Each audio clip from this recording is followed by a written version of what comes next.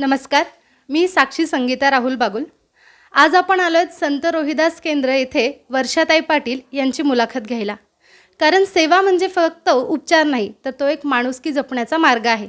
आणि अगदी याच मूल्यावरती त्या तब्बल 3 दशकांपासून अविरतपणे समाजाची सेवा करत आहेत। तर आता आपण जाणून घेऊयात की त्यांनी या केंद्रामार्फत कशा पद्धतीने कार्य केले आहे। नमस्कार। आपल्या या केंद्राची सुरुवात करण्यामागे नेमकी तुमचा काय उद्देश होता आणि त्यामागे तुम्हाला नेमकी काय प्रेरणा होती? जेव्हा 89 साली डॉक्टर बाबासाहेब आंबेडकर वैद्यकीय प्रतिष्ठान डॉक्टर हेडगेवार रुग्णालयाची सुरुवात झाली, ते सुरू असतानाच एक मनामध्ये विचार होता की तळागाळातल्या लोकांसाठी अत्यल्प शुल्कामध्ये गुणवत्तापूर्ण सेवा कशी देता येईल आणि सेवावस्थांमध्ये व ग्रामीण भागामध्ये पण हे काम सुरू करायचं आहे असं त्याचवेळी मनी ठरवलेलं होतं। आणि हे काम साधारण 89 साली रुग्णालयाचं तर काम सुरू झालंच, पण दरम्यान केंद्रांवरती पण आरोग्यसेवा देण्याचं काम सुरू झालं। संत रोहिदास आरोग्य केंद्रावरती 93 साली आरोग्य केंद्राची सुरुवात झाली आणि हे काम सुरू करतानाच म्हणजे नकळतच हा मनामध्ये विचार होताच की तळागाळातल्यांसाठी आपल्याला काम करायचं आहे, कमी शुल्कामध्ये गुणवत्तापूर्ण आरोग्याची सेवा उपलब्ध करून द्यायची आहे। त्या पद्धतीने कामाला सुरुवात झाली। सुरुवातीच्या काळात जेव्हा आपण हे केंद्र सुरू केलं, तर तेव्हाचं स्वरूप कसं होतं आणि तेव्हापासून मग आत्तापर्यंत कसे बदल घडत गेले? जेव्हा आपण या कामाला सुरुवात केली, कुठलंही काम सुरू करत असताना मनामध्ये एक हेतू असतो की केवळ एखादी संस्था येऊन काम सुरू करणं आणि लोकसहभागातून कामाची सुरुवात होणं याला अधिक महत्त्व दिलं जातं।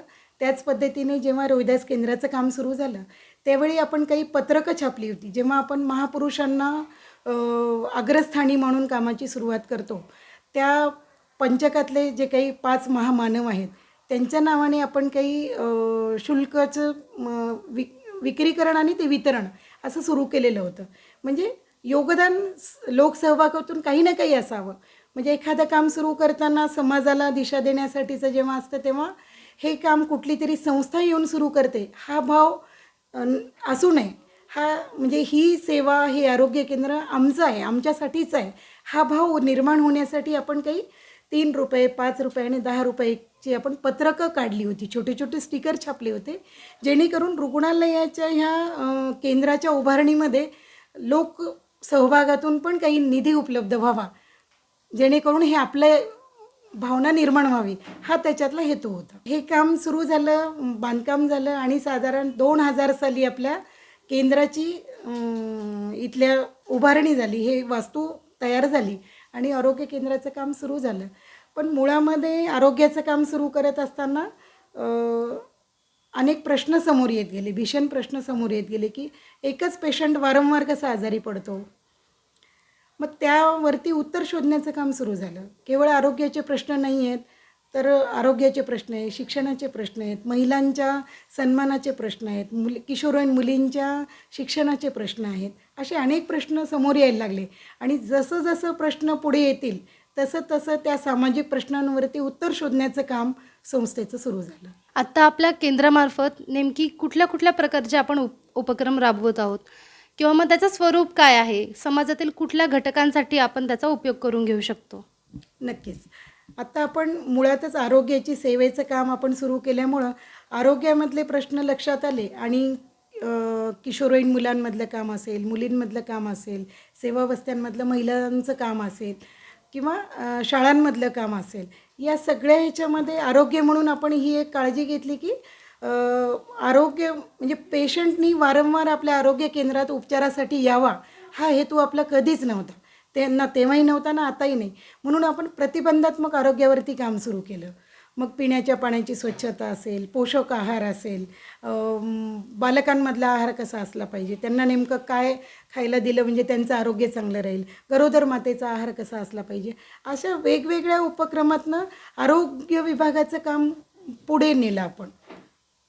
आणि मग छोट्या छोट्या स्पर्धांचं आयोजन केलं, उपक्रम आम्ही हाती घेतले।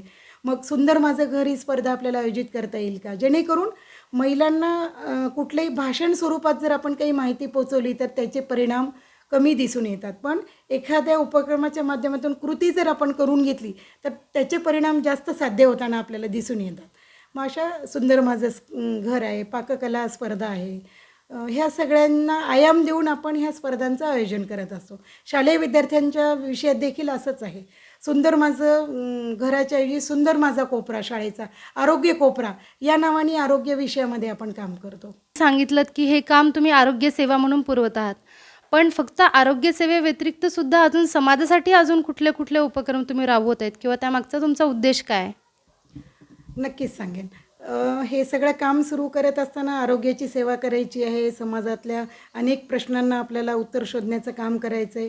याच्यासोबतच एक महत्त्वाचा मुद्दा मी सांगू इच्छिते की नामांतराचं जेव्हा आंदोलन आपल्या संभाजीनगर शहरामध्ये मोठं झालेलं होतं, त्यावेळेत नकळतच याची पार्श्वभूमी आपल्या कामाला आहे की ह्या आंदोलनातून जे सगळं नकारात्मक आणि समाजातली अनेक लोकं दूर गेली, एक विशिष्ट घटक आपल्यापासून दूर जात होता, अनेकांची मनं दुखावलेली होती. तर ही मनं जपण्यासाठी, लोक जपण्यासाठी आणि आपुलकीचं एक नातं निर्माण करण्यासाठी सामाजिक समरसता आपल्याला निर्माण करायची होती. आणि या सगळ्या कामातला आपला मुख्य गाभाच हा आहे की सर्वसमावेशक सर्व समाजातल्या महिलांना एकत्रित करून लोकांना आपलं काम पुढे नेण्यासाठीचं आपलं उद्दिष्ट नक्कीच आहे. आता आपण ही जी आरोग्य सेवा पुरवतो तर फक्त ह्या केंद्रातूनच पुरवली जाते का शहरातल्या इतर भागांमध्ये सुद्धा काही तरतुदी आहेत किंवा जे आपण म्हणतो कॅम्प्स वगैरे घेतो तर त्याचं काय स्वरूप असतं? यासोबतच केवळ रोहिदास केंद्रावरती हे सगळं काम चालत नाही आहे संस्थेचं. तर संस्थेचं काम हे ग्रामीण भागात पण चालतं आणि शहरी सेवावस्थांमध्ये पण चालतं. ग्रामीण भागामध्ये 950 गावांमधनं काम चालतं आहे. ग्रामविकासाचं, पाणलोट विकासाचं आहे, जलसंधारणाची कामं आहेत, आरोग्यमित्र तयार करणं आहे, शाश्वत विभागाचं काम आहे, सस्टेनेबल डेव्हलपमेंटचं काम आहे, पर्यावरणातलं काम आहे. यासोबतच शहरामध्ये आपण ज्याला की सेवावस्त्या म्हणू, अशा 75 सेवावस्त्यांमध्ये आज सावित्रीबाई फुले म्हणून आज अनेक विषय घेऊन आपण आज पोहोचलेलो आहेत. मग आरोग्याच्या माध्यमातून जलचिकित्सालय असेल, शाळांमधनं वेगवेगळ्या आरोग्य शिबिरांचं आयोजन असेल, किशोरवयीन मुलींच्या आरोग्य तपासणीतलं उदाहरण देईन की रुबेला वॅक्सिनेशनचं असेल, HB चेक करणं असेल, अशा जनजागृती आणि वेगवेगळ्या कॅम्प्सचं पण काम आपलं चालू असतं संस्थेच्या माध्यमातून. आपण या आरोग्य केंद्रामार्फत फक्त प्राथमिक उपचार देतो किंवा नेमकी कुठला कुठला आजार आपल्याला झाला असेल तर आपण इथे येऊ शकतो? संत रोहिदास आरोग्य केंद्र किंवा डॉक्टर हेडगेवार रुग्णालयाच्या माध्यमातून केवळ आरोग्याचंच काम आपण चालवतो असं नाही. आरोग्य हे आपलं एक माध्यम आहे. पण आरोग्याचं काम करत असताना सामाजिक प्रश्न जसे समोर आले, मगाशी जसं मी सांगितलं तसं आताही सांगेन की सामाजिक प्रश्नांवरती उत्तर शोधण्यासाठी सावित्रीबाई फुले महिला एकात्म समाज मंडळ ही आपण संस्था स्थापन केली. 94ला स्थापन केली. पण वैशिष्ट्य असं आहे संस्थेचं की संस्था स्थापनेच्या आधीपासून संस्थेच्या विकासाचं काम सुरू झालेलं होतं आणि त्याला लागून आपल्याला प्रत्येक विषयामध्ये आरोग्याचा उपक्रम कसा जोडता येईल सामाजिक काम करत असताना आपण हे प्रत्येक वेळेला आपण जपलेलं आहे. आणि हळूहळू मग महिलांच्या विकासाचा टप्पा असेल, किशोरवयीन मुलींचं काम असेल, बालांमधलं काम असेल, हे सगळे उपक्रम जसं जसं प्रश्न समोर येतील तसं तसं त्यावरचं उत्तर शोधण्याचं काम सुरू झालं. 2000 साली बालांमधलं अनौपचारिक शिक्षणातला एक प्रकल्प आपण सुरू केला, सेवावस्थांमधलं बालशिक्षणातलं काम, ज्याला आपण वात्सल्य बालवाडी नावाने आपण संत रोहिदास आरोग्य केंद्रावरती सुरू केलं. आपण सांगितलं की स्पेशल क्लिनिक चा एक प्रकार आहे तर ते नेमकी काय आहे आणि त्याच्यामार्फत आपण कशा पद्धतीने सेवा पुरवतो? आरोग्याचं काम करत असताना लक्षात असं आलं की समाजाकडे आर्थिक क्षमता एवढी नाही आहे. तर आपण आज उत्कृष्ट सेवा देण्यासाठी इथे आपलं केंद्र उभं राहिलेलं आहे. तर केवळ बेसिक आरोग्यावरती काम न करता स्पेशलिटी क्लिनिक्स आपल्याला चालवता येतील का? गरोदर मातेची काळजी घेण्यासाठीचं तिचं क्लिनिक तिला चालवलं जाईल का? उच्च रक्तदाब व साखरेसारखे जे आजार आहेत आजकाल वाढलेले, ह्याचे पण आपण स्पेशलिटी क्लिनिक्स घेतो. आता आम्ही हे करत असताना फिजिओथेरपीमध्ये पण आपलं काम क्लिनिक सुरू केलेलं आहे. डेंटल विषयातली तपासणीचं सुसज्ज असं अत्याधुनिक मशीन आणून देखील ते क्लिनिक सुरू केलेलं आहे. त्यानंतर डोळ्यांच्या तपासणीचं देखील सुसज्ज अशा मशीनची उपलब्धता करून इथे आपल्याकडे डोळ्यांची पण तपासणी केली जाते. अशा प्रकारचे अनेक विषय आहेत की जे आरोग्यामध्ये आपण आज करतो. आपण केंद्र ह्या ज्या ठिकाणी आहे संभाजीनगरमधील तर हीच जागा आपण का निवडली, म्हणजे त्यामागचा तुमचा उद्देश काय होता? सामाजिक काम करत असताना एक विषय समोर येतो की काम करायसाठी आपल्याला ज्या घटकांसोबत काम करायचं आहे, ज्या समाजासाठी काम करायचं आहे, ती आयडियल जागा आपल्याला कुठे मिळू शकेल. आपल्याला जागा हेडगे रुग्णालयाने ही खूप विचारपूर्वक निवडली, त्यांच्या समोर आली आणि त्या संधीचा आपण लाभ घेतला आणि सिडकोनी ही जागा अत्यल्प कमी शुल्कामध्ये उपलब्ध करून दिली आणि आज आपण समाजासाठी एक चांगलं अत्याधुनिक प्राथमिक आरोग्य केंद्र असं आज उभं करू शकलो. तुम्ही सामाजिक समरसतेबद्दल सांगितलं, पण नेमकी त्या अंतर्गत आपण समाजासाठी नेमकी कशा पद्धतीने कार्य करू शकतो? सामाजिक समरसता या विषयामध्ये खरं तर लोकांना जोडण्याचं, समाजाला जोडण्याचं एक खूप सुंदर काम आहे. हे आपण मला वाटतं की व्यासपीठावरून भाषणं देणं किंवा एखाद्या कार्यक्रमातून बोलणं हे इतकं सोपं नाही आहे. सामाजिक समरसता निर्माण करण्याचं, सलोख्याचं काम असं की घर ना घर जोडणं. व्यक्तिगत आयुष्यामध्ये आपण आपल्या ते अंमलात आणणं, कृती करणं. मला वाटतं की ह्याच्यातनं आपलं काम अधिकपणे जोडू शकतं आणि आपण जोडू शकलेलो आहे. याच्यातलं एक मी उदाहरण आपल्याला सांगू शकते, की जेव्हा आपण म्हणतो की सामाजिक सलोखा निर्माण करायचा आहे, तर तो आपल्या कार्यकर्त्यांच्या वैयक्तिक ह्याच्यातून तो निर्माण झाला पाहिजे. मग जेव्हा आम्ही रोहिदास केंद्रावरती नव्या वास्तूमध्ये राहायला आलो, त्यावेळी एक उपक्रम ठरवला होता की सामाजिक कार्यकर्त्यांना बोलवू आणि चहा-पाणी, नाश्त्याचा कार्यक्रम ठरवू. पण त्या कार्यक्रमाचं स्वरूप अधिकच वेगळं ठरलं. अचानक ह्या वास्तूच्या इमारतीमध्ये ताई आणि डॉक्टर राहायला आले. सामाजिक उपक्रम चालवत आहेत. त्यांना एक आशीर्वाद रूपाने या वास्तूचं पूजन झालं पाहिजे. मग ते कुठल्या पद्धतीने झालं पाहिजे? अर्थातच सामाजिक सलोखा निर्माण करण्यासाठी बौद्ध पद्धतीने या वास्तूचं पूजन झालं, वास्तुपूजा झाली आणि त्याचं मोठं स्वरूप झालं. केवळ चहा-पाण्याचा उपक्रम ठरवला आणि सगळे 65 लोक आज जेवून गेले त्या घरात त्या दिवशीच्या पूजेने. आणि बचत गटातल्या महिलांनी काहीतरी वस्तू त्यांना गुरुदक्षिणा म्हणून द्यायची होती. सगळ्या महिला एकत्र आल्या आणि त्यांनी तथागतांची मूर्ती मला भेट देण्यासाठी त्या आल्या.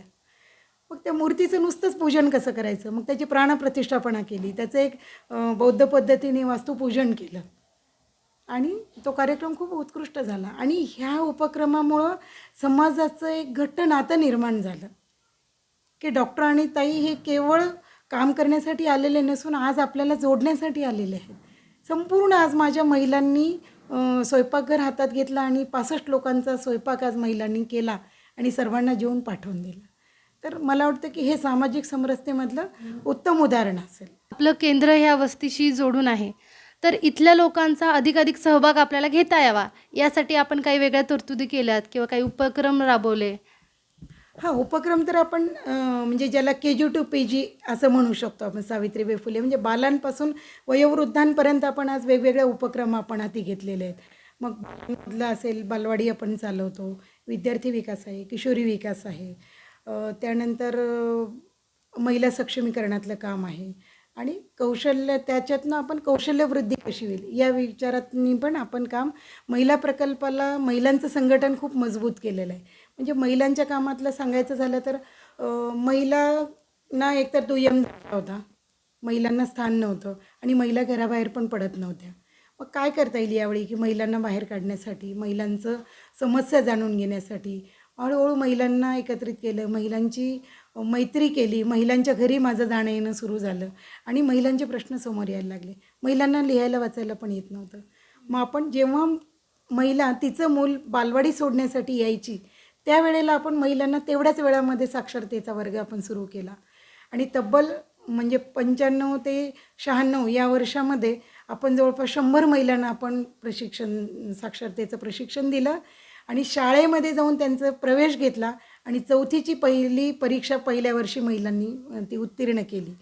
असे टप्पे आहेत कामाचे की पहिलं साक्षर केलं, नंतर त्यांना बचतीचं महत्त्व पटवून दिलं, स्वयंसिद्धा अल्प बचत गटाची सुरुवात केली, पोस्टाच्या अल्पबचतीची योजना राबवली आणि जेव्हा या पोस्टाच्या अल्पबचत योजनेतनं महिलांना जेव्हा 350 महिलांना जेव्हा आपण त्यांच्या पैशांचं वाटप केलं, त्यांना पैसे दिले, त्यावेळी महिलांचा आनंद गगनात मावत नव्हता. कारण आजवर कोणी सन्मान दिलेला नव्हता. आज हाती एवढे मोठे पैसे आले आणि ह्या उपक्रमामुळं आज कुटुंबात आणि समाजामध्ये महिलांचं एक नक्की स्थान उंचावलेलं दिसून आलं. मग तिथून हळूहळू महिलांच्या बचत गटांची चळवळ आपण सुरू केली. महिला एकत्र यायला लागल्या, परस्परांवरती विश्वास ठेवायला लागल्या, त्यांच्या आर्थिक अडचणी दूर व्हायला लागल्या. मग हे करत असताना केवळ महिलांचा आर्थिक प्रश्न सुटावा हा तर हेतू होताच आपला, पण महिलांच्या आयुष्यामध्ये जे सामाजिक प्रश्न त्यांना भेडसावत होते, म्हणजे उदाहरण की कमी वयात होणारं किशोरवयीन मुलींचं लग्न असेल, मुलींचं थांबलेलं शिक्षण आहे, मुलांचा शिक्षणाकडे कमी होणारा जो कल होता तो कसा वाढवता येईल, सामाजिक प्रश्नांवरतून आपण मार्ग कसा, याच्यातून मार्ग काढून कसं जाऊ, हे बचत गटातनं महिलांना पण मूल्य रुजवलं. आणि याच्यातले अनेक उदाहरणं सांगता येतील महिलांना की महिलांना जेव्हा आर्थिकदृष्ट्या सक्षम नव्हत्या तेव्हा त्यांना कर्ज घ्यायचं होतं आणि त्यांचा उद्योग वाढवायचा होता. त्यावेळी खूप प्रश्न आले त्यांच्यासमोर, बँकांनी कर्ज दिलं नाही. पण एक अनुभव मला इथे सांगावासा वाटतो की जेव्हा त्यांची क्षमता नसताना त्यांनी ठरवलं आणि उद्योगाला पुढे न्यायचं ठरवलं, त्यावेळी बँकेने नकार दिल्यानंतरही महिला तयार झाल्या की नाही, आम्हाला आमच्या म्हणजे क्षमता नाही म्हणून बँकेने आम्हाला कर्ज देण्याचं नाकारलं, पण आम्ही जिद्दीने हा उपक्रम सुरूच करू. जिथे बांधकामाच्यासाठीच्या प्लेट्स आणि बांबू लागतात ना कन्स्ट्रक्शनसाठी, म्हणजे असं म्हणतात की महिलांची क्षमता नसलेला जो व्यवसाय म्हणू, पुरुषांची मक्तेदारी असलेला बिझनेस, तो आमच्या बचत गटातल्या महिलांनी सुरू केला. आणि नंतर मग बँकांचे अधिकारी केंद्रावर आले आणि सांगितलं की आम्ही तुम्हाला कर्ज द्यायला तयार आहोत. बँकांनी नाही म्हणून सांगितलं त्यावेळी, कारण त्यांना पण काही स्वाभिमान होता ना महिलांचा, की ज्याला तुम्ही नाकारलं ते आम्ही सिद्ध करून दाखवू. पण समन्वयाने आपण तो विषय सोडवला आणि बँकेतनं कर्ज घेतलं आपल्या महिलांनी. कर्ज केवळ खूप कमी होतं, 30,000 रुपये कर्ज होतं त्यावेळामध्ये. 98 सालची ही गोष्ट आहे. पण मुदतीच्या आत महिलांनी हे कर्ज फेडलं आणि एक वेगळा संदेश त्यांनी आज समाजासमोर उभा केला. तिथून आपल्या महिला बचत गटाची चळवळ अधिक कणखर झाली, मजबूत झाली आणि अनेक अनेक बचत गटांच्या निर्मितीला आपल्या सुरुवात झाली. आपण महिला सक्षमीकरणाबद्दल सांगितलं. मग महिला सक्षमीकरणासाठी आपण नेमकी अजून फक्त महिलांसाठीच्या कुठल्या विशेष योजना राबवत आहोत, किंवा तुम्ही कौशल्य विकास याबद्दल सुद्धा सांगितलं. मग त्याचे कसे प्रशिक्षण देतो किंवा त्यामार्फत त्यांना रोजगार निर्मिती होते का, त्याबद्दल थोडं सांग. आता महिला सक्षमीकरणात काम करत असताना महिला साक्षर झाल्या, महिला अल्पबचत गटामध्ये सहभागी झाल्या, स्वतःचे रोजगार व्यवसाय सुरू केले, एका अर्थाने कुटुंबाचा आधार बनल्या. पण हे करत असताना महिलांचे अजून वेगळे काही प्रश्न होते. तिला कुटुंबात तिचा कौटुंबिक हिंसा व्हायचा, तिचं शोषण व्हायचं महिलांचं. महिलांना सन्मान नसल्यामुळं अधिक प्रश्नांना त्यांना सामोरं जावं लागायचं. तर आपण हे करत असताना जसे जसे प्रश्न मगाशी म्हणाले मी, तसं महिलांचे प्रश्न सोडवण्यासाठी आपण महिलांचं न्याय केंद्राची पण सुरुवात केली. हां, संविधान दिनाचं औचित्य साधून आपण हे न्याय केंद्राचं उद्घाटन केलं. अधिवक्ता परिषदेची टीम आज आपल्या या सगळ्या 40 ते 50 वकिलांची टीम आज या न्याय केंद्राला आपल्याला जोडल्या गेली. शहरामध्ये साधारण 7 ते 8 ठिकाणी हे न्याय केंद्र आज चालवले जातात. म्हणजे आज महिलांच्या सक्षमीकरणाकडे एक पाऊल मागे पाहून वळताना लक्षात येतं की आज महिला एम्पॉवर होत आहे, सक्षम होत आहे. स्वतःला काहीतरी म्हणायचं आहे, मला काहीतरी मत आहे, मला काहीतरी बोलायचं आहे, हे विषय पुढे घेऊन जेव्हा यायला लागल्या तेव्हा हे आम्हाला विषयांची सुरुवात करणं गरजेचं वाटलं. तिच्या कौटुंबिक हिंसाचारातले प्रश्न नक्की त्याच्यातनं केवळ आज एक महिलांनी तिचा प्रश्न पुढे घेऊन आली तर तिच्या मागे 100 महिला येतात. आज हिचा प्रश्न सुटला असेल तर मग मी माझा पण प्रश्न घेऊन जाऊ शकते. अनेक उद्ध्वस्त होणारी कुटुंब आम्ही याच्यातनं वाचवलेली आहेत. म्हणजे अगदी घटस्फोटापर्यंत आलेलं प्रकरण शेवटी त्याचं रूपांतर असं झालं की आज केंद्रामध्ये जसं लग्नाचं स्वरूप थाटलं जातं तसं 2 कुटुंबातल्या गाड्या आल्या. दोघांनी हार आणि गुलाब पुष्प घेऊन आले आणि त्या बायकोला तो सन्मानाने तिच्या घरी घेऊन गेला. आता हे जे चित्र आहे हे खूप म्हणजे विलोभनीय आहे, आनंद देणार आहे, आपल्या कामाचे सकारात्मकतेकडे जाणारा हा परिणाम आहे.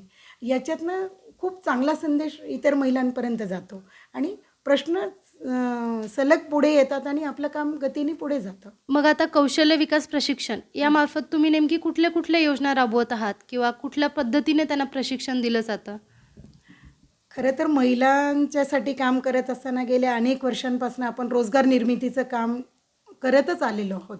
म्हणजे जनशिक्षण श्रमिक विद्यापीठ असेल, गव्हर्मेंट पॉलिटेक्निक असेल किंवा अन्य संस्था संघटनांशी जोडून पण ते तात्पुरतं स्वरूप होतं. कायमस्वरूपी महिलांना प्रशिक्षण देणं आणि त्याच्यातनं तिच्या रोजगार निर्मितीसाठी प्रयत्न करणं हा एक वेगळा प्रयास असतो.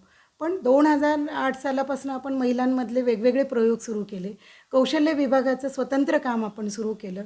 म्हणजे गवंडी प्रशिक्षणापासून, बालवाडी शिक्षिका प्रशिक्षणापासून ते साधारण वेगवेगळ्या आयामांमध्ये आपण महिलांच्या व्यावसायिक प्रशिक्षणांमध्ये काम केलं.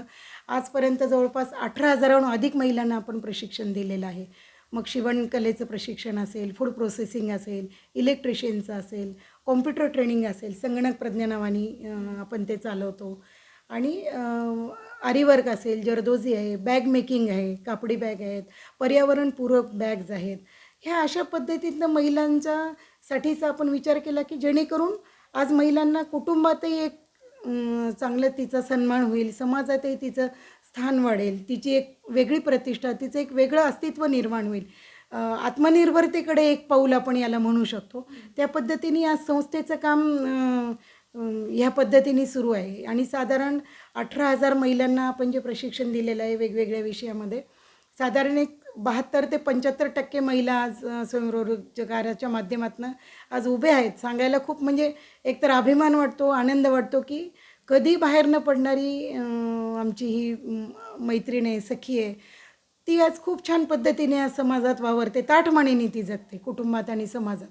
तर त्यावेळी खूप आनंद होतो. किती पैसे कमवते यापेक्षाही आज ती घराबाहेर पडली, आज कुटुंबाचा आधार बनते आहे, समाजातल्या महिलांसाठी काही करू इच्छिते आहे. हे सगळं महिला सक्षमीकरणातले हे पैलू आहेत. सक्षमीकरण करत असताना आर्थिक सक्षमता पण आपल्याला आणायची आहे. जशी सामाजिक, आर्थिक आणि आपण कौटुंबिक हे सगळे पैलू आहेत महिलांच्या विकासातले. ते मला वाटतं की रोजगाराकडे नेणारे हे खूप चांगले टप्पे आहेत. आज वेगवेगळ्या प्रशिक्षणांच्या माध्यमातून जवळपास 10-15 आम्ही प्रशिक्षण वेगवेगळ्या विषयात दिले आहेत आणि अजूनही चालू आहे. याच्यातनं आज कमीत कमी 6,000 रुपये ते जास्तीत जास्त 1,25,000 ते 1,50,000 प्रति महिना दरमहा आज महिला पैसे कमावत आहेत. आणि याच्यातनं तिचा उंचावला जाणारा जो सन्मान आहे, तिला मिळणारा सन्मान आहे, हा खूप वाखाणण्याजोगा आहे. समाजामध्ये एक वेगळं एक नाव, त्यांची उंची आज महिला गाठत आहेत आणि आत्मनिर्भर होत आहेत.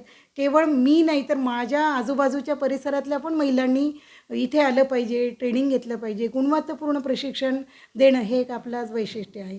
आज वेगवेगळ्या विषयातल्या स्वतंत्र लॅब्स, आपल्या ट्रेनिंग प्रशिक्षणाच्या लॅब उपलब्ध आहेत. आणि ट्रेनिंग देताना केवळ ट्रेनिंग देणं आणि महिलांना बाहेर पडणं एवढाच आपला उद्देश नाही आहे. तर त्यांना उद्योजकतेकडे त्यांचं पाऊल गेलं पाहिजे. उद्योजकी मानसिकता महिलांची तयार झाली पाहिजे. मग वेगवेगळ्या बँकांना जोडणं असेल, वेगवेगळ्या संस्था संघटनांना जोडणं आहे. आणि असं करून हँड होल्डिंगचं काम ट्रेनिंगनंतरचं हे पण आपण करतो की तिचं अधिक ती उद्योजकतेकडे तिचं मन आणि तिचं पाऊल वळलं पाहिजे, ह्यासाठी आपण प्रयत्न करतो. आणि यासोबतच जेव्हा शासकीय संस्थांसोबत आपण काम करतो, अर्थातच राज्य सरकारच्या ज्या योजना आहेत कौशल्य विकासाच्या, त्या पण आपण राबवतो. नॅशनल स्किल डेव्हलपमेंटचं प्रमाणपत्र जे की खूप उपयुक्त आहे आणि ज्याच्याने त्यांच्या आयुष्यामध्ये परिणामकारकता होणार आहे, ते प्रमाणपत्र पण आपण शासनमान्य प्रमाणपत्र देतो. नॅशनल स्किल डेव्हलपमेंट कॉर्पोरेशन असं त्या प्रमाणपत्राचं नाव आहे. तुम्ही सांगितलेला जो आकडा आहे म्हणजे 18,000 तब्बल आपण महिलांना रोजगार निर्माण करून दिला आणि महिला उद्योजक निर्माण केला, त्यांना सन्मान मिळवून दिला, हे खरंच कौतुकास्पद आहे. तर मग आज तुम्ही या मुलाखत बघणाऱ्या महिलांसाठी नेमकी काय संदेश द्याल? मी असं म्हणेन की सुरुवातीचं जे ट्रेनिंग आहे, आत्मनिर्भरतेकडचं जे पाऊल होतं, ते आम्ही सुरुवातीला 400 महिलांना घेऊन आम्ही आज बरोबर प्रवास आमचा सुरू झालेला होता. अधिक वस्त्यांमध्ये हे काम आपलं राबवलं गेलं पाहिजे. सध्या 4 जिल्ह्यांमध्ये हे काम सुरू आहे. अधिक ठिकाणच्या महिलांनी, तरुणांनी, विशेषतः तरुण मुलांनी या सगळ्या योजनांचा लाभ घेतला पाहिजे. जसं मी मगाशी म्हणाले की शासनासोबत पण आपण काम करतो, स्किल इंडियासोबत पण आपण काम करतो आहोत. आता पुढच्या काही दिवसामध्ये कोर्सेस सुरू होतील. तर मोबाईल दुरुस्ती प्रशिक्षण असेल, मग टू व्हीलर दुरुस्ती असेल, 4 व्हीलर ड्रायव्हिंग ट्रेनिंग असेल, अशा वेगवेगळ्या पद्धतीतलं ट्रेनिंग आणि सरकारच्या खूप साऱ्या योजना आहेत आज महिलांच्या विकासासाठी असतील, तरुणांच्या विकासासाठी. सगळ्या तरुणांनी पण पुढे यावं, या सगळ्या स्वयंरोजगाराच्या निर्मितीतनं स्वतःचं एक वेगळं नाव आणि उद्योजकतेकडे त्यांचं पाऊल वळावं, हे नक्की मी सांगू शकेल. या प्रवासामध्ये नेमकी तुमचा कुटुंबाचा कसा सहभाग होता? कशा पद्धतीने त्यांनी तुम्हाला वेळोवेळी सहकार्य केलं? त्याबद्दल थोडं. हे काम करत असताना सुरुवातीला माझ्यासाठी हे काम खूप नवीन होतं. पण मी जसं जसं डॉक्टरांच्या सोबत या कामाला सुरुवात केली, अनौपचारिकपणे सुरुवात झाली माझ्या कामाची. पण हे करत असताना मूळ हेतू एकच होता की सामाजिक प्रश्न जाणून घेणं आणि त्यावरती आपण काम करणं. त्यामुळं मुळातच एका आपण म्हणतो की पतीची साथ असेल तर पण सामाजिक विषयासाठी मी सांगेन की मला त्यांच्यासोबत हे काम करायची संधी मिळाली आणि समाज काय असतो, समाजदर्शन मला त्यांच्यामुळे आणि संस्थेमुळं अर्थात संस्थेने पण ही संधी दिली. संस्थेने माझ्यावरती खूप मोठा विश्वास टाकला आणि आज एका अर्थाने इतक्या महिलांमध्ये आज मी वावरू शकते, जाऊ शकते, समाजाने पण स्वीकारलं. ही पण मी म्हणेन की माझं भाग्य आहे आणि पुन्हा एकदा भाग्यात असल्याशिवाय असं काम उभं राहू शकत नाही. संस्थेचे खूप खूप मी धन्यवाद ऋणात राहिली संस्थेचे. आपल्या या प्रकल्पामुळे महिलांच्या आयुष्यात काही उल्लेखनीय परिणाम झाला आहे का? किंवा त्यांना उपयोग झाला आहे, असे काही अनुभव असतील तर तसे सांगा. नक्कीच झालेले आहेत. आपल्या कामाचे परिणाम कौशल्य विकासातलं ट्रेनिंग घेऊन आज म्हणजे असं म्हणतो ना आपण की शिक्षणाने माणूस समृद्ध होतो. हे जरी खरं असलं तरी पण ज्या महिला आमच्या युवक, युवती सेवावस्थेतल्या महिलांसाठी काम करतो, ह्या अनेक महिला ह्या शिक्षणापासून दूर राहिलेल्या आहेत किंवा काही कारणांनी त्यांचं शिक्षण थांबलेलं आहे पुढचं. विशेषतः ड्रॉपआउटसाठी आपण काम करतो आणि अशा मुलींना आपण चांगलं गुणवत्तापूर्ण प्रशिक्षण देऊन आज अशा उभ्या राहिलेल्या अनेक जणी आहेत. आमच्या आत्ता मी इथे नाव नाही सांगणार, पण आज काही किशोरी आहेत की ज्या 8वी पास होती केवळ आणि तिने 3 ते 6 महिन्याचं प्रशिक्षण घेतलं. अन्य ब्युटी पार्लर स्टुडिओमध्ये तिने 6 वर्ष काम केलं स्वतःवरती आणि त्या 6 वर्षाच्या कालावधीनंतर आज प्रोफेशनल ब्युटी पार्लर नावाने आज तिने ब्युटी पार्लर उभं केलं आहे आणि पुढच्या वर्षभराच्या आत तिने दुसरं ब्युटी पार्लर उभं केलेलं आहे. अतिशय सुसज्ज अशा अत्याधुनिक सगळ्या उपकरणांच्या सहित तिने उभं केलेलं आहे. जेव्हा एखादी महिला ठरवली तर काय करू शकते याचं उत्तम उदाहरण आमची नाव सांगायला हरकत नाही आहे, कोमल नावाची आमची विद्यार्थिनी आहे. आज ती स्वतः तर आत्मनिर्भर झालीच आहे, स्वतः स्वावलंबी झाली. पण मी स्वावलंबी होतानाच आपण म्हणतो ना इतरांचे समाजाचं पण काही मी देणं लागते. अशा स्वरूपात पण आमच्या काही विद्यार्थिनी आहेत ज्या इतर महिलांना, इतर मुलींना पण काम दिलेलं आहे. आज 10 ते 12 विद्यार्थिनींना तिने आज 2 ब्युटी स्टुडिओमधनं तिने आज रोजगार निर्माण करून दिलेला आहे. मला वाटतं की हे खूप उत्तम उदाहरण आहे, इतरांसाठी प्रेरणादायी आहे. अशा अनेक विद्यार्थिनी आहेत ज्या कमी शिक्षणातून पुढे आल्या, आपल्याकडे ट्रेनिंग घेतलं आणि आज घर सांभाळून, कुटुंब परिवार सांभाळूनही ती स्वतःच्याच घरामध्ये एक सुंदर बुटीक सुरू केलेलं आहे. अशा अनेक महिला आहेत की ज्या नवऱ्याला आज कुटुंबाला खूप मोठा हातभार लावत आहेत. अशा अनेक विद्यार्थिनी आहेत की ज्या स्वतःचं सुरू करून आज समाजासाठी पण काम करत आहेत आणि माझ्या वस्तीसाठी मला काहीतरी करायचं आहे, अशा पण अनेक उदाहरणं आहेत. म्हणजे फूड प्रोसेसिंगच्या ह्याच्यातनं पण आज आमच्या महिला जिथे जिथे भाजी मंडई भरते, तिला काही खूप भांडवल नाही लागत त्याच्यासाठी. छोट्या कमी रुपयामधनं पण ती सुरू करते. केवळ तिने गळ्यामध्ये थर्मास अडकवला. एका बॅगमध्ये तिने बॅगच अशी तयार केली की ज्याच्यामध्ये चहाचे कप असतील तिचे, थर्मास असेल आणि ती सगळ्या भाजी मंडईतल्या शेकडो 200 लोकांना ती 2 वेळेचं चहा आणि नाश्ता पुरवण्याचं काम करते. म्हणजे हा जो आत्मविश्वास आहे, केवळ तिने आपल्याकडे घेतलेल्या प्रशिक्षणातूनच अशी उदाहरणं आहेत. हॉटेल सुरू केलेलं आहे काही महिलांनी, वडापावचं असेल, पुरी भाजीचं असेल. एक तर विद्यार्थिनी मला सांगायला आवडेल की आपल्या इथे जे सॉफ्टवेअर IT सेंटर जे आहे आपल्या संभाजीनगरचं, तिथे ती गेल्या सातत्याने 5 वर्षापासून सकाळी 8 ते दुपारच्या 12 वाजेपर्यंत केवळ 4 ते 5 तासामध्ये ती पर डे किमान 6,000 रुपये कमवते. डोसा बनवण्याचं काम ती करते आज, वडा सांबार आणि डोसा. तर हे जे पैसे केवळ ट्रेनिंग घेणं, पैसे कमावणं याच्या पाठीमागे खूप चांगला एक आशय आहे की ती आज म्हणजे समाजातल्या इतर महिलांसाठी पण ती रोल मॉडेल बनलेली आहे. केवळ एवढंच नाही तर ती 12 वाजेच्या नंतर ती दुसऱ्या दिवशी काय करायचं याचं नियोजन करते ती बारकाईने. म्हणजे आपल्या व्यवसायाकडे, आपल्या उद्योजकतेकडे आपण जेव्हा मी मगाशी म्हणाले की उद्योजकी मानसिकता तयार करताना काय काय करावं लागतं महिलांसाठी, तर तिला हे सगळं सांगावं लागतं की तू हा कोर्स केल्यानंतर तुला किती रुपयामध्ये तू तुझा व्यवसाय सुरू करू शकतेस, याच्यामध्ये तुला नेमका नफा कसा होणार आहे, फायदा कसा आपण मोजायचा, नेमका कसा तो गृहीत धरायचा, इथपासून आपण सगळ्या गोष्टी महिलांना सांगतो. म्हणजे कापड आता आम्ही नुकतंच नव्याने आम्ही ज्यूट बॅग प्रशिक्षण आम्ही एक मागच्या वर्षभरापासून सुरू केले. अनेक वर्षांपासून आज आपल्या संस्थेचं काम आहे कौशल्य विकासामध्ये. तर मनामध्ये एक इच्छा होती की बाहेर संधी खूप आहेत महिलांना, पण आज महिला घराबाहेर पडायला तयार नाही आहेत. बाहेर जाऊन काम करण्याची एका अर्थानं मानसिकता पण नाही आहे आणि तिला तशी थोडीशी परवानगी पण नाही आहे. मग आपणच प्रश्न म्हणून काय त्याच्यावरती उत्तर शोधता येईल. तर मग विचार केला, संस्थेने पण विश्वास टाकला पुन्हा एकदा आणि ज्यूट बॅगचं प्रशिक्षण आम्ही महिलांना दिले. मागच्या वर्षभरातनं 150 महिलांना प्रशिक्षण दिलं आणि आज त्याच्यातनं खूप महिला आज उभ्या राहत आहेत, काम करत आहेत. आज इथे आपण काम देऊ शकतो महिलांना, प्रोडक्शन युनिट ज्याला म्हणून. मग ह्या बॅगचं वैशिष्ट्य काय आहे? ह्या बॅग एकतर पर्यावरणपूरक आहेत आणि आपण आत्मनिर्भरतेकडे म्हणत असताना स्वदेशीचा पण आपण वापर करा, स्वदेशीकडे आपलं पाऊल गेलं पाहिजे. तर ते ज्यूट बॅगचं असं आहे की त्याच्यामध्ये आपण दोन्ही प्रकारच्या बॅग शिकू शकतो. कोटिंग असलेला आणि विदाऊट कोटिंगकडे आपला जास्ती भर असतो. याच्यातनं महिलांना जास्तीत जास्त रोजगार कसा निर्माण होईल. कॉर्पोरेट क्षेत्र आहे, अनेक वेगवेगळ्या ऑफिसेस आहेत, कंपन्या आहेत, अनेक ठिकाणी साहित्य संमेलनं भरतात, वेगवेगळ्या ठिकाणी स्टॉल लावणं असेल, ह्याच्यातनं महिलांना रोजगार निर्मितीचं काम वाढू शकेल हा विचार मनात आला आणि आज आम्ही गेल्या वर्षभरामध्ये 40 महिलांना काम देऊ शकलो बॅग बनवण्याच्या युनिटमध्ये, ज्यूट बॅगच्या. खूप चांगल्या पद्धतीने काम सुरू आहे. तुम्ही इतक्या वर्षापासून इथे या केंद्रामार्फत समाजसेवा करत आहात, पण आज आपली ही मुलाखत जे बघतील त्यांनासुद्धा या केंद्रामार्फत जर काम करण्याची इच्छा असेल, तुमच्यासोबत मिळून समाजसेवा करण्याची इच्छा असेल, तर मग ते तुमच्यापर्यंत पोहोचले तर तुम्ही त्यांनासुद्धा यामध्ये समाविष्ट करून घ्याल का? किंवा कशा पद्धतीने आपण पुढे ते काम करू शकतात? नक्कीच आपण समाजाचं आपलं काम म्हणजे काय आहे की हा एक जगन्नाथाचा रथ आहे. कोण्या एकाच्या हाताने तो पुढे जाणार नाही. समाजाचा हातभार नक्कीच लागणार आहे. समाजातली तज्ज्ञ व्यक्ती आहे, डॉक्टर्स आहेत, वकील्स आहेत, उद्योजक आहेत, अन्य शासनासोबत काम करणारे काही व्यक्ती संघटना आहेत. या सगळ्यांचा आपल्याला नक्कीच आम्ही आमच्या कामामध्ये उपयोग करून घेतो, अजूनही करून घेणार आहोत.